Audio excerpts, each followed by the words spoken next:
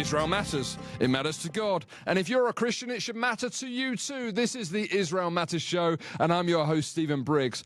Are we seeing the fulfillment of prophecies in our day? Well, Governor Mike Huckabee certainly thinks so, and was bold enough to verbalize it in his Senate confirmation hearing regarding his new potential role as ambassador to Israel. Let's listen to a clip from the Senate hearing together and then see how it aligns with Scripture. If one looks at the agricultural advances that Israel has made and their willingness to share them with all of these other nations that are basically deserts, in my 52 years of traveling to Israel, I've literally seen the verses of the Bible come to life. The dry bones have come to live again, and the desert has bloomed because of Israeli advancement in hydrology, being able to use water in a way that literally turned deserts into vast array of vegetation, which now exports fruits and vegetables everywhere. Look at the technology that could be shared, which creates a greater level of security. And of course, whether it's trade, tourism, no one loses then, everyone wins.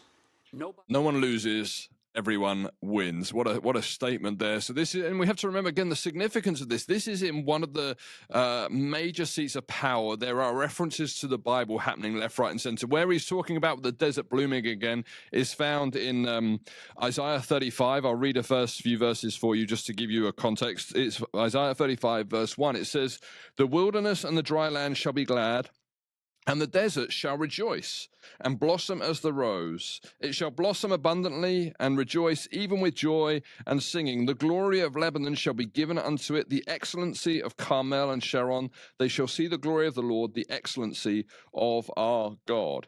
Strengthen ye the weak hands and confirm the feeble knees. Say to them that are of a fearful heart, be strong, fear not. Behold, your God will come with vengeance. With the recompense of God, he will come and save you." And it goes on to talk about a remarkable thing that the eyes of the blind being opened, and it's just astonishing. But we are living in this day and age that the Bible prophesied, the Bible confirmed thousands of years prior that the nation would be a breadbasket for the Middle East and would be providing fruits and veg the world over. And having lived there for 4 years, I can say that the Israeli breakfast is like nothing else on earth. It's the healthiest food you can eat. It's absolutely fantastic. I love the food there, and I would quite happily eat just Israeli food for the rest of my life if that was what was afforded to me. This is the reality. The desert blooming again. We'll touch on Jeremiah 31 in a little bit. It talks about building vineyards on the hills of Samaria and drinking the fruit thereof. Well, the hills on the vineyards of Samaria were only re-established as vineyards on the return in this past century, because as we know in Jesus' day, the Israelites had nothing to do with the Samaritans. They didn't want to go anywhere near them, to the point where the Samaritan woman said, "What business do you have to do with me, talking to me?" That's in John 4. And so we have this unfolding of something quite simply astonishing in our day, that the Bible is literally coming to life because Israel matters. The desert is blooming again because Israel matters, and Scripture is more and more being fulfilled in your and my sight. And this should excite you. It should thrill your hearts. It should be something that gives you great encouragement in all that is going on globally. It is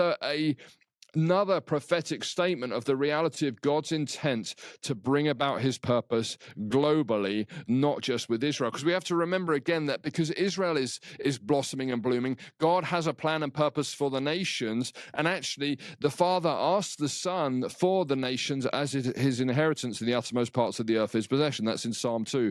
So we see a dividing of nations taking place because Israel matters. And the question that is intrinsically linked throughout Scripture is, which side of the equation are we on? Are we on the side of God, which is by default the God of Abraham, Isaac, and Jacob, or are we on the side of the enemy and where he wants to go with all of the things that are currently happening? I know which side I've chosen, and I would happily stay there because it is a side that provides the evidence and the means for unfolding what God is doing. It's tremendously exciting. If you want to see more content like this, where we explore why Israel matters from a biblical viewpoint, please like, subscribe, and share. And don't forget to click that bell. Shalom, and may God bless you.